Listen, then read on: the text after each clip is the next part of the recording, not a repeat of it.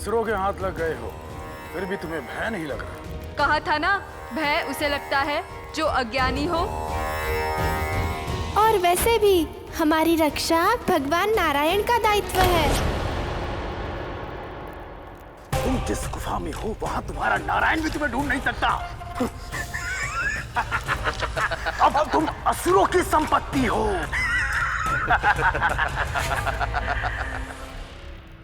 ओम नमो नारायण, ओम नमो नारायण, ओम नमो नारायण, ओम नमो नारायण। क्या हुआ नारायण? अनर्थ हुआ लक्ष्मी, जो शीघ्र ही अनिष्ट में बदलने वाला है। वेद असुरों के हाथ लग चुके हैं। अर्थात? वेदों का काम होता है मार्ग दिखाना। ग्रहों को दिशा वेदों से ही मिलती है। मनुष्य को ज्ञान, देवताओं को शक्ति, ये सब वेदों से ही मिलती है लक्ष्मी। अब यदि वेद ही नहीं होंगे तो ये सृष्टि बदलना प्रारंभ हो जाएगी।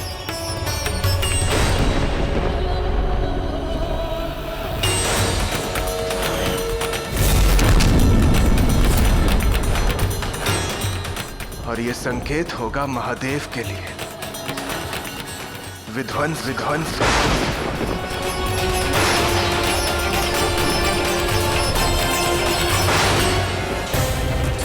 धर्म का लोप हो चुका है। अब इस पृथ्वी के अस्तित्व में रहने का कोई मंतव्य शेष नहीं। समय आ गया है संसार के संहार का।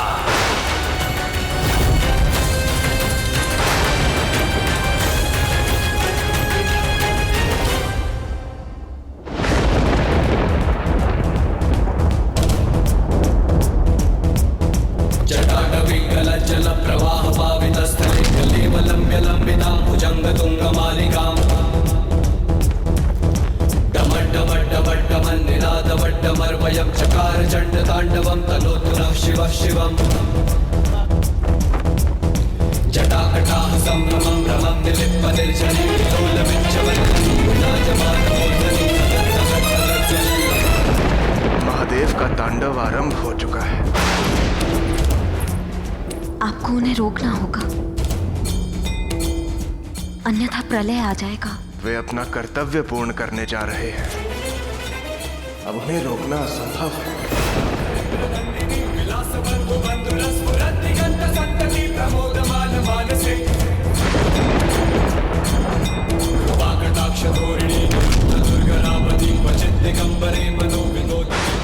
अब मुझे अपना कर्तव्य पूर्ण करने जाना होगा।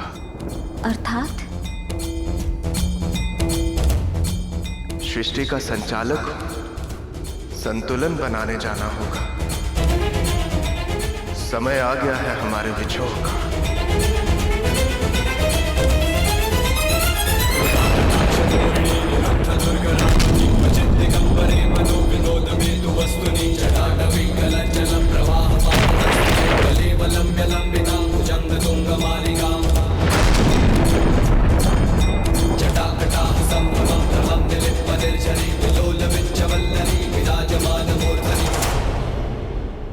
अब समय आ चुका है मेरे प्रथम अवतार लेने।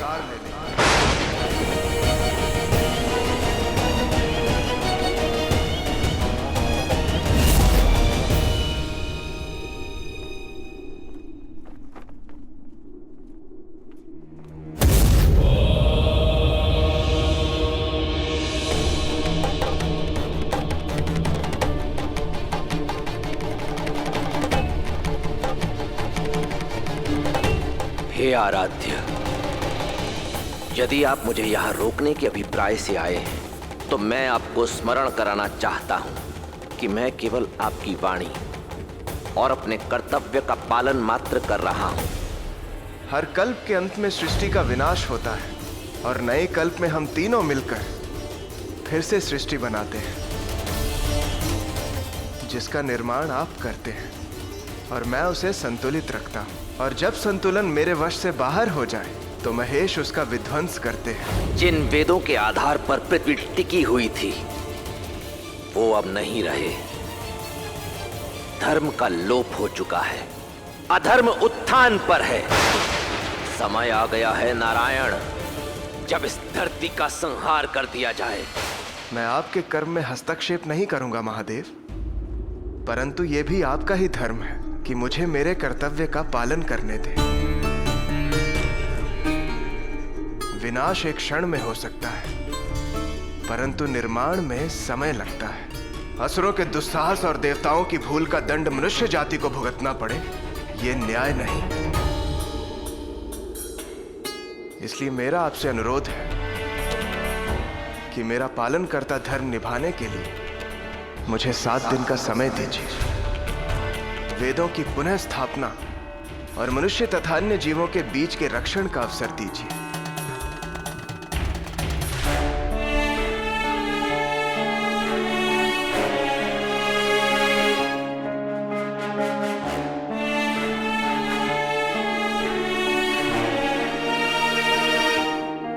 हे आराध्य, आपका ये भक्त भला आपके अनुरोध को कैसे अस्वीकार कर सकता है?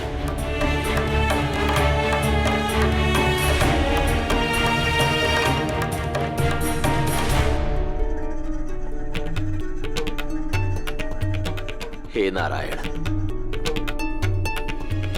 आपके आदेशानुसार मैं 7 दिवस तक प्रतीक्षा करूंगा, परंतु यदि इन 7 दिनों के पश्चात भी धरती पर पुनः धर्म की स्थापना नहीं हुई तो मैं जल प्रलय लाकर वेदों सहित समस्त संसार का संहार कर दूंगा।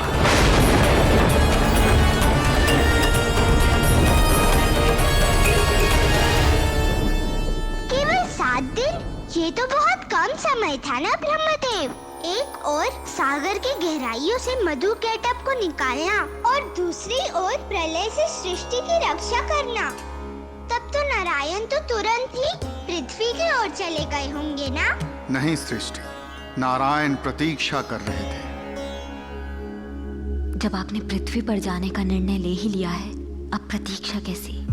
प्रतीक्षा नहीं, परीक्षा है उस मनुष्य की जो मेरी अवतार पूर्ति का मार्ग बनेगा। अवतार लेने के लिए भी मनुष्य की परीक्षा? ऐसे क्यों नारायण? मानव को जीवन भले ही मैंने दिया है, परंतु उनके जीवन पर नियंत्रण मैंने मनुष्य को ही सौंपा है। जब तक वो ना चाहे, मैं उनके जीवन में हस्तक्षेप नहीं कर सकता। वेदों का ज्ञान का लोप होने से ये समस्त पृथ्वी हिंसा, अत्याचार और पाप में डूब गई है। पर यदि एक भी मनुष्य में अच्छाई शेष है और यदि वो मुझे सच्चे मन से पुकारेगा तो मैं जाऊंगा। संकट से उन्हें बचाने नहीं, संकट से लड़ने और बाहर निकलने का मार्ग बताने जाऊंगा। किंतु नारायण, जब ज्ञान का लोप हो चुका है तो ऐसा कौन सा भक्त होगा जो आपको भक्ति से पुकारे? मनुष्य विचित्र प्राणी है लक्ष्मी। मैं चमत्कार करता हूं, पर वो मुझे चमत्कृत करने का अवसर खोज ही लेते हैं।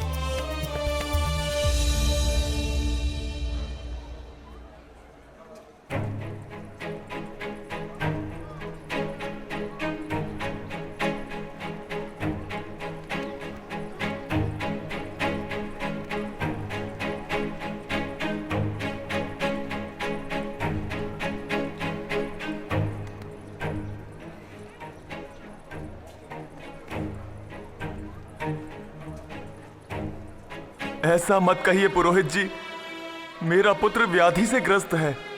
मुझे पूर्ण विश्वास है कि इस मंदिर के प्रसाद से मेरा पुत्र स्वस्थ हो जाएगा। राज्य की सीमा से आया हूं, भोर से यहां खड़ा हूं और आप हैं कि मंदिर के अंदर प्रवेश नहीं दे रहे हैं। ठहरो।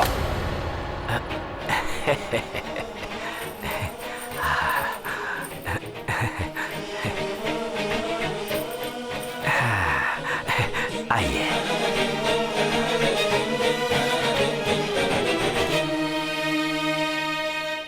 क्या भगवान केवल उनके हैं जिनके पास धन है?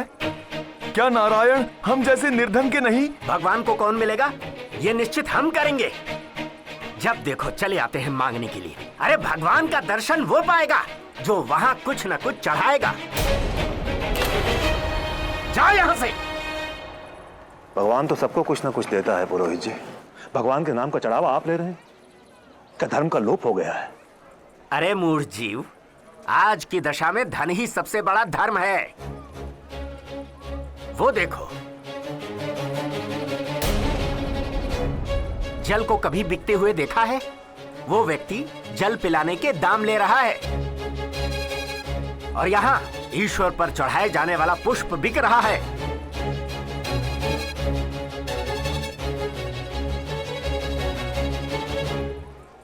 और वहां तिलक लगाए जाने के मूल्य लिए जा रहे हैं।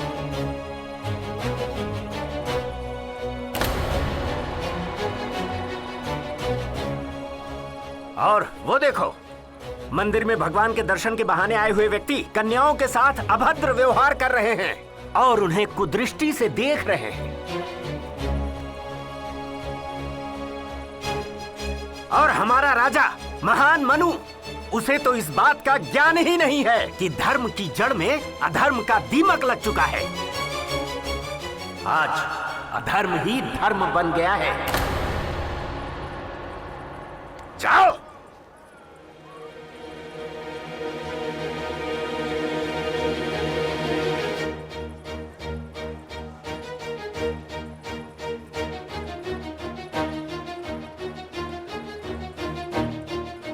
अरे मूर्ख जीव, आज की दशा में धन ही सबसे बड़ा धर्म है। कहाँ चले महाराज मनु?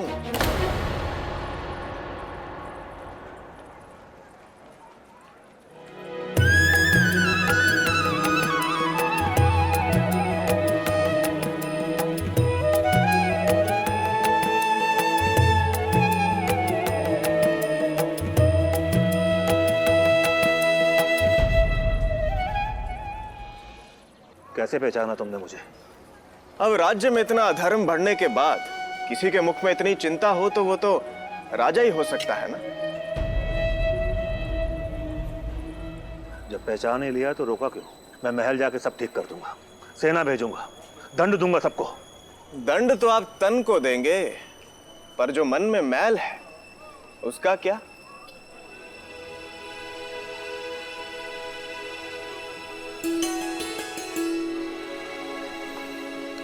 आज भोर से ही मेरे दिए ठीक नहीं बन रहे, इनका आकार बिगड़ रहा। पहले हमने सोचा कि कमी माटी में है, परंतु नहीं, माटी तो उपयुक्त है, जल भी उचित मात्रा में है और मंथा भी अच्छे से ही गया। तब हमें समझ आया कि पूरा दोष इस चाक में आ चुका है। यह चक्का इतना घूम चुका है कि इसकी धुरी ही बिगड़ गई है।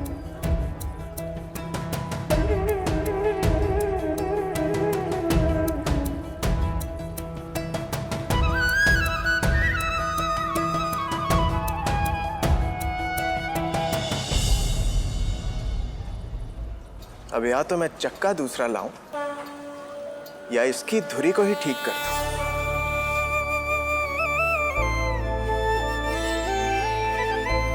आज्ञा दे महाराज।